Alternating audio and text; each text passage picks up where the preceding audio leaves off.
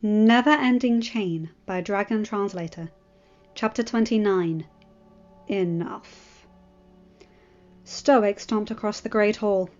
Viking scrambled to get out of the way. His hand clamped Banson's shoulder. He spun the young idiot. Padraig, who had been speaking with the lad, snarled. Stoic glared him into silence. His gaze fell upon Banson.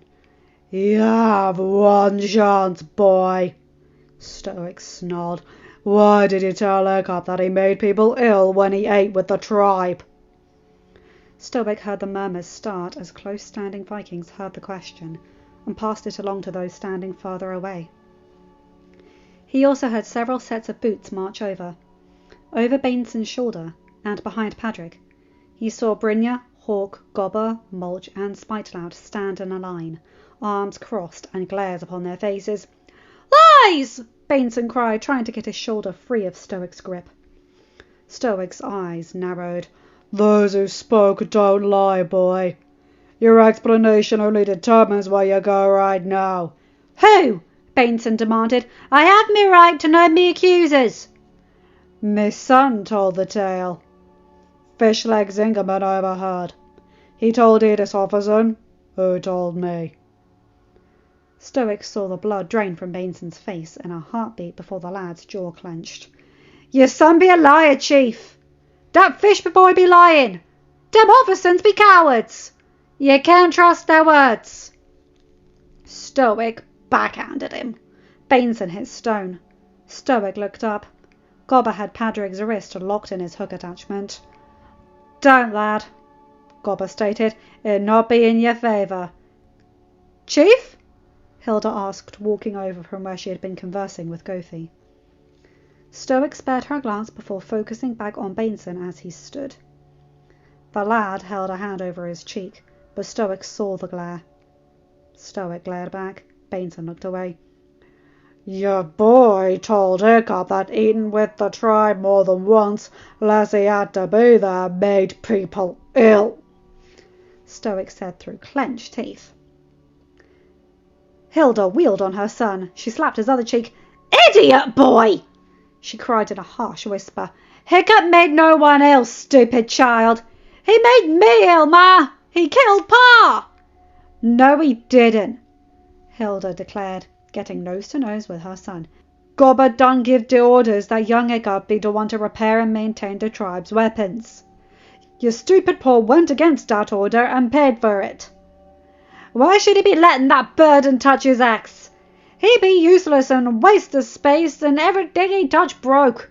He about killed us all every time he step out the door." Stoic heard the snarl and felt the presence at his side. He turned. The young Nada Dervla was housing stood there, wings out. Head tilted to one side so one eye bore into Banson. The Nada gave a low growl. Stoic saw Padraig shift. He saw Gobber wobble. Padraig's axe fell forward towards the Nada. Stoic's blade cleaved Padraig's axe handle. The blade clattered onto stone. Stoic shifted in front of the Nada, blade between him and Padraig. "You will not harm that dragon." Stoic snarled. "Fool! It'll kill us all!" "Enough!" The Nada gave a smug-sounding chirp. Stoic blinked at the force behind the almost roar. Padraig and Banson's eyes widened as Hiccup came even with his father. "Enough!" This command did not hold the near roar the first did, but Stoic heard the iron under it. He felt the fire behind it. And it was not even directed at him. Padraig and Banson must have heard and felt the same. They stepped back. Stoic took full satisfaction in their shocked expressions. "Dragons do not kill unless they are given reason to," Hiccup stated, his eyes upon Padraig. "Drawing a weapon would only mean you die, but it would be at the hands of the Vikings behind you, and not at the teeth of the Nada before you. They do not take well to someone endangering the chief. The Nada will only attack you if you hurt my father or anyone else who lives on this island. Do not offer a threat, and you will not be threatened."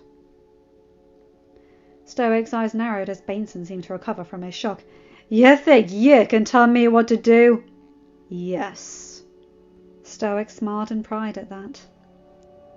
It did not have the almost roar, but Hiccup's one-word statement still had the iron and the fire.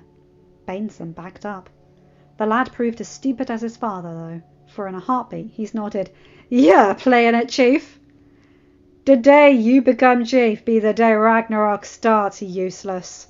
You should get back to the forge before you destroy something else. Though watching your father yell at you would be entertaining." "Did you forget I was standing here, boy?" Stoic growled. Stoic saw Banson flinch and the lad glance his way. The blood drained from Banson's face again. Stoic stepped forward, pushing into Banson's personal space. "Learn your place, boy. My son is a respected hero, and your future chief." Stoic's gaze flicked to Brynja. "Take him to the jail. He can spend 3 days in there to think about his next course of action."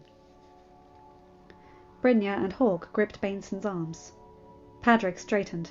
Spitelau placed a hand upon the man's shoulders. "Don't," Spitelau said. "You will join him, but you won't be awake to care." Padrick threw a glare over his shoulder. Stoic watched as the man he realized was not just Spitelau was behind him. Every member of the tribe, with a few exceptions, stood, arms crossed over their chests and glaring at Padrick. The helmsman that manned the boat walked over, placing a hand on Padrick's other shoulder. "Chief said cause no fuss. Stand down. Bidet! Stand down. Now." Stoic frowned as Padrick sighed and obeyed the order. His gaze fell upon the helmsman, and he felt as if he had been sucker punched. The helmsman faced Stoic and tipped his head. Stoic raised an eyebrow. The helmsman slowly closed both eyes before turning to Banson. "You should know better, lad. Maybe a few days in them jails will right your memory." "Take him," Stoic ordered. Brynja and Hawk yanked, causing Banson to stumble. They marched him out of the great hall. Stoic heard Hiccup sigh. He looked over, finding his son looking at Hilda. "I'm sorry, Miss Hilda," Hiccup said. Hilda glanced at the ladder before placing a gentle hand upon Hiccup's shoulder. Stoic saw her open her mouth to speak, but the ladder shifted. Hiccup held up his hand and then pointed behind him. "Aye, my Elsa," the ladder said. Hilda jumped. Stoic saw Padrick tense. Stoic wondered if it was a chirp or a squawk they heard, as he remembered Gida's explanation, that those who could not understand the common tongue only heard irregular dragon noises. Stoic did not wonder long as he heard shuffling behind him. He glanced over his shoulder. All the dragons stood in a line just behind him. The teens and Gida stood next to their dragons. The ladder moved to stand next to Stormfly's mate.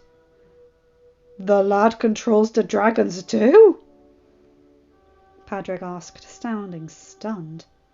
"The dragons follow me, boy, since he and his Night Fury killed the queen who ordered them to raid us." Stoic said. "Night Fury?" the helmsman asked. Stoic heard Toothless move close. Hilda gasped and backed away. Stoic saw Padrick's eyes widen. The helmsman just watched as Toothless placed the top of his head against Hiccup's chest.